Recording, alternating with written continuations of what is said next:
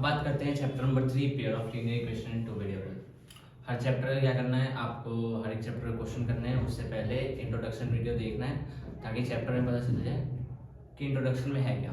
ठीक है, चैप्टर 2 के मैंने क्वेश्चन भेज दिए, इंट्रोडक्शन वीडियो भी अपलोड कर दिया है। चैप्टर 3 का क्वेश्चन भेज दिया है। अब चैप्टर 3 के टॉपिक की बात कर लेते हैं ताकि एक साथ दोनों चीज साथ में कंप्लीट हो जाए। सबसे पहले बात करते हैं चैप्टर नंबर 3 में। पेयर का मतलब आपको पता है, पेयर का मतलब जो चीज दो हो।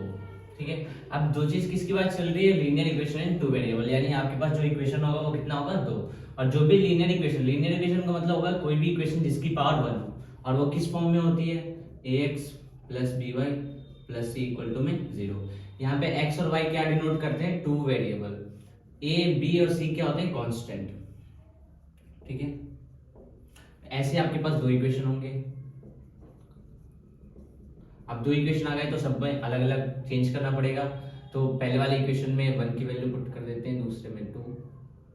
इससे पता चलेगा हमें कि इक्वेशन अलग अलग है, पहले वाला अलग है और दूसरा वाला अलग है।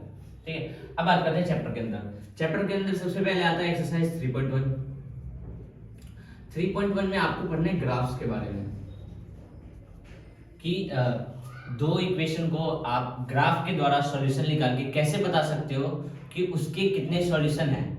और जो भी सॉल्यूशन होती है वो तीन चीज पे डिपेंड करती है। सबसे पहली चीज आती है, ग्राफ के अंदर ही बता रहा हूं मैं आपको, ये कार्टेशियन प्लेन है। पहली चीज क्या आएगी कि ये पहले इक्वेशन की लाइन है और ये दूसरी इक्वेशन की लाइन है। पहले और दूसरी इक्वेशन की लाइन किसी एक पॉइंट पे कट करेगी। इस टाइप के कंडीशन को हम कहते हैं इंटरसेक्टिंग लाइन, जहां पे एक लाइन दूसरे को कट करे। ठीक है, अब दोनों लाइन एक पॉइंट पे कट कर रहे हैं, तो इस हिसाब से इसके सॉल्यूशन में कितने होंगे, एक। ठीक है, क्यों, क्योंकि दोनों इक्वेशन की लाइन एक पॉइंट पे कट कर रहे हैं और जिस पॉइंट पे कट कर रहे हैं उसी का कोऑर्डिनेट क्या होगा, इसका सॉल्यूशन। जैसे मान लो ये वाला जो पॉइंट है वो y एक्सिस पे 3 है और x एक्सिस पे 1 है, तो जो कोऑर्डिनेट बनेगा वो x एक्सिस का कितना है, 1 और y एक्सिस का 3, तो इस पॉइंट का कोऑर्डिनेट क्या होगा, 1, 3। ठीक है, तो हमें पता है कोऑर्डिनेट किस फॉर्म में होता है, x, y के फॉर्म में। पहली वाली वैल्यू x की, दूसरी वाली वैल्यू y की। तो इस वाले सॉल्यूशन का मैं बता रहा था। फिर दूसरा कंडीशन आता है आपके पास कि ये मान लो ग्राफ है आपके पास। ठीक है, ये पहले इक्वेशन का सॉल्यूशन है और ये दूसरे इक्वेशन का सॉल्यूशन है। जब दोनों का सॉल्यूशन एक ही लाइन पे हो तो एक ही लाइन पे क्या होगा, हर एक पॉइंट पे कट करेगा।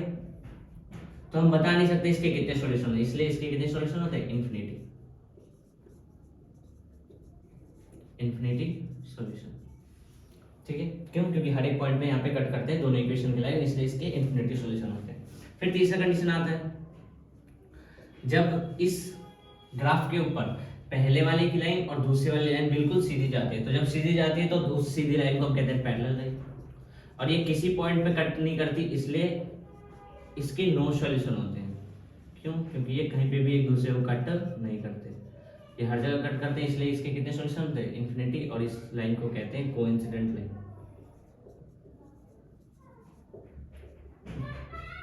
पहले तो ये इंपॉर्टेंट है। फिर इसका सॉल्यूशन, दोनों इक्वेशन का सॉल्यूशन निकालना इंपॉर्टेंट। जैसे क्लास 9th में पढ़ते हैं कि पहले x की वैल्यू को 0 मानो, फिर y की वैल्यू 0 मानो, एक दो सॉल्यूशन आ जाएंगे। वैसे दूसरे इक्वेशन में पहले x की वैल्यू 0 मानो, फिर y की वैल्यू 0 मानो, वहां से भी दो सॉल्यूशन आ जाएंगे। फिर उसको ग्राफ पे पुट कर दो। इस वाली लाइन को हम कहते हैं x एक्सिस और इस वाली लाइन को हम कहते हैं y एक्सिस। ठीक है, ये तो बेसिक है जो 9th क्लास का है। ये लाइन को याद रखना है, इस लाइन क्या होती है। फिर पहली एक्सरसाइज यहाँ पे खत्म हो जाती है। दूसरी एक्सरसाइज में जो आता है वो दो चीज आती है। सबसे पहली चीज जो आती है वो होती है कंसिस्टेंट और इनकंसिस्टेंट। इन दोनों के साथ पेयर जुड़ा रहता है, क्योंकि इक्वेशन की बात चलती है, इसलिए इन दोनों के साथ क्या रहता है, पेयर। कंसिस्टेंट का मतलब होता है जिस भी इक्वेशन का सॉल्यूशन निकलता है, तो इंटरसेक्टिंग लाइन कट कर रहा है, इसका सॉल्यूशन है। कोइंसिडेंट लाइन कट कर रहा है, इसका सॉल्यूशन है। कहने का मतलब क्या हुआ, इन दोनों लाइन का सॉल्यूशन निकल रहा है, इसलिए इन दोनों पेयर को हम कहते हैं कंसिस्टेंट पेयर। ये भी कंसिस्टेंट पेयर और ये भी कंसिस्टेंट पेयर। इसके कोई सॉल्यूशन नहीं निकलते क्योंकि इसकी लाइन कहीं पे भी एक दूसरे को कट नहीं करती है। तो जब ये पे कोई कट नहीं करा तो नो सॉल्यूशन है, इसका मतलब इसको हम क्या कहते हैं, इनकंसिस्टेंट पेयर। तो क्वेश्चन में ये नहीं पूछेगा कि बताओ कितने सॉल्यूशन है, इंफिनिटी लाइन है या फिर कैसी लाइन है। डायरेक्ट पूछेगा बताओ वो कंसिस्टेंट पेयर है या इनकंसिस्टेंट पेयर। तो कंसिस्टेंट और इनकंसिस्टेंट का मतलब समझ में आना चाहिए कि इन दोनों का मतलब क्या होता है। कंसिस्टेंट का मतलब जिसका सॉल्यूशन निकल जाए, इनकंसिस्टेंट का मतलब जिसका सॉल्यूशन ना निकले। लाइन कितने टाइप्स के बनेंगे आपके पास ग्राफ के ऊपर? 3। पहला इंटरसेक्टिंग, दूसरा कोइंसिडेंट और तीसरा पैरेलल। इंटरसेक्टिंग का मतलब जब एक लाइन दूसरे को कट करे एक पॉइंट पे, कोइंसिडेंट का मतलब हर एक पॉइंट पे कट करे, और पैरेलल लाइन का मतलब कहीं पे भी कट ना करे।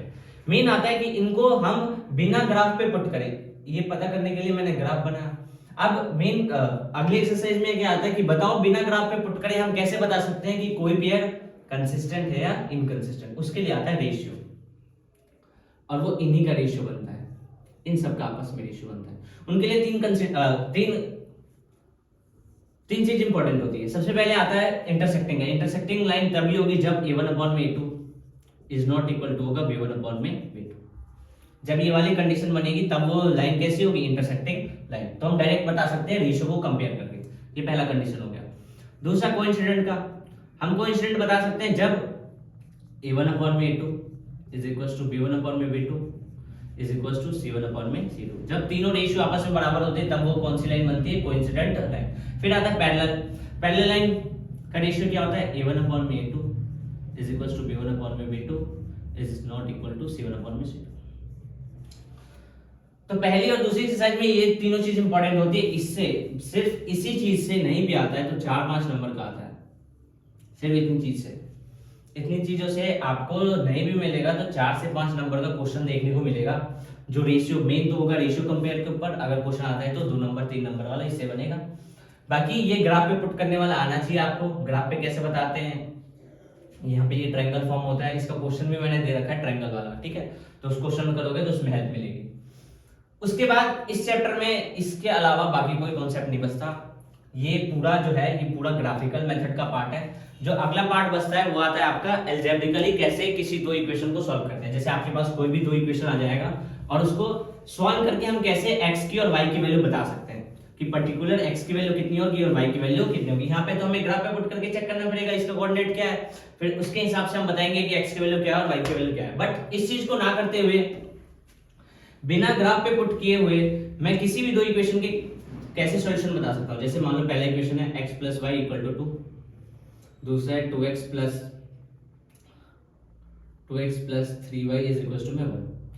क्वेश्चन पूछ दिया बताओ x की वैल्यू बताओ और y की वैल्यू बताओ। तो पहला काम अगर ग्राफिकल के अकॉर्डिंग देखें पहले इसको, तो x की वैल्यू 0 y की वैल्यू 0 मानोगे, दो सॉल्यूशन लिख लेंगे। x की वैल्यू 0 y की वैल्यू 0 मानोगे, दो सॉल्यूशन लिख लेंगे। फिर उसको ग्राफ पे पुट करोगे, फिर इन तीनों में से एक कंडीशन बनेगी, उसके हिसाब से तुम बताओगे इसके कितने जीरोस हैं, कितने सॉल्यूशन हैं या नहीं है, इसके हिसाब से बताओगे। बट इसका अगर तुम्हें डायरेक्ट सॉल्यूशन निकालना हो, सॉल्व करके कैसे बताएं कि x की वैल्यू क्या है और y की वैल्यू क्या है, उसके लिए आता है एल्जेब्रिकली मेथड।